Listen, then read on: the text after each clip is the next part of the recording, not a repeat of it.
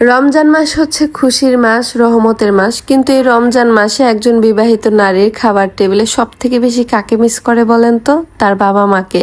তাই 7-5 না ভেবে দৌড়ে চলে গেলাম বাবা মায়ের সাথে একদিন ইফতার করব বলে। আসসালামু আলাইকুম এভরিওয়ান, কেমন আছেন সবাই? আমি আলহামদুলিল্লাহ অনেক ভালো আছি।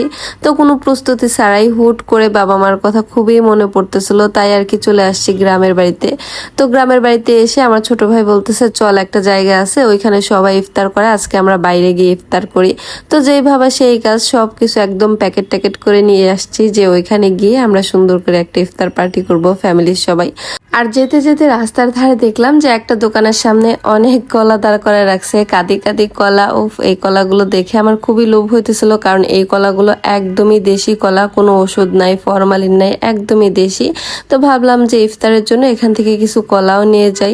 আর আমাদের যেতে যেতে কিন্তু অনেক বেশি সময় লাগবে, কারণ রাস্তাটা অনেক বেশি দূর।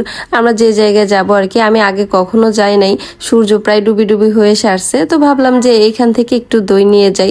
আপনাদের ভাইয়া বললো যে ইফতার করার পরে মিষ্টি খাইতে খুব বেশি ভালো লাগবে না, আর আমরা মিষ্টি খুব বেশি পছন্দও করি না। তো এখান থেকে একটু দই নিয়ে যাব। আর এই দোকানের দইটা কিন্তু অনেক বেশি মজা, আমরা সবসময় এই দোকানের দইটাই নিয়ে থাকি, অনেক ভালো লাগে খেতে। ইফতারের পরে কিন্তু একটু দই খেলে মনে হয় যে কলিজাটা ঠান্ডা হয়ে গেছে এমন আর কি। আর আমার ভিতরে ভিতরে এত বেশি খুশি লাগতেছিল, এক্সাইটেড, আমার বলে বোঝাইতে পারবো না আর কি, অনেক বেশি ভালো লাগতেছিল। তো যাই হোক, কেনাকাটা মোটামুটি শেষ। আর এই যে দেখেন, এদিক দিয়ে যখন যাইতেছিলাম আমার কেন জানি না ভয় লাগতেছিল। ভুট্টা ক্ষেত, বড় বড় চক, আমি বলতেছিলাম যে কিরে ভাই এই জায়গায় কোথায় নিয়ে আসতেছিস, আমি কেমন জানি একটা ভয় কাজ করতেছিল। আর ইদানিং যে চোর ছিনতাইয়ের কথা শুনতেছিলাম, আমি মনে মনে ভাবতেছিলাম আল্লাহ, এই ভুট্টা ক্ষেতের মধ্যে যদি একটা ডাকাত লুকায় থাকে, কি যে ভয় লাগতেছিল। পরবর্তীতে এখানে এসে দেখলাম যে না, আমাদের মতন অনেক মানুষ আসছে, তখন আর কি ভয়টা একটু কাটছে। তো এখানে এসে খুবই ভালো লাগতেছিল, আশেপাশের জায়গাটাও খুবই সুন্দর, একদম খোলামেলা, চারিদিকে সবুজ আর সবুজ, সবুজের মাঝখানে আমরা এখানে ইফতার করতে বসছি, খুবই ভালো লাগতেছিল। আপনাদের ভাইয়া তো এখানে ফল কাটতেছিল, আর ও কিন্তু মাশাআল্লাহ ছুরি দিয়ে খুব সুন্দর কাটাকাটি করতে পারে।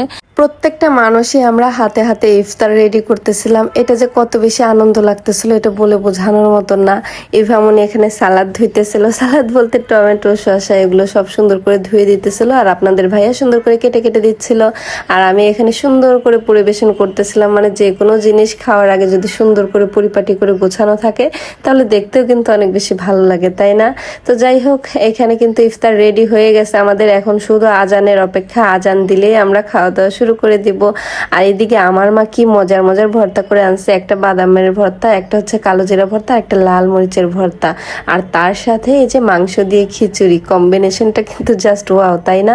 লাইফে প্রথমবারের মতন এরকম একটা অভিজ্ঞতা অর্জন করলাম যে খোলা আকাশের নিচে ফ্যামিলির সবাই ইফতার পার্টি করলাম। এটা কেমন জানি একটা ভালো লাগা কাজ করতেছিল, খুবই ভালো লাগতেছিল। কিন্তু এই দইটা দেখে মনটা আমার ভেঙে গেছে গাইস, কারণ এই যে দেখেন দইটা কেমন, গাড়িতে আসছি না, ঝাঁকিতে ঝাঁকিতে দইটা একদম ভেঙে গেছে আর কি। তো যাই হোক, রিজিকে যতটুকু আছে ততটুকুই আলহামদুলিল্লাহ। আমার ছেলেরাও মাশাআল্লাহ অনেক বেশি খুশি ছিল এখানে এসে, এত বড় মাঠ পাইছে।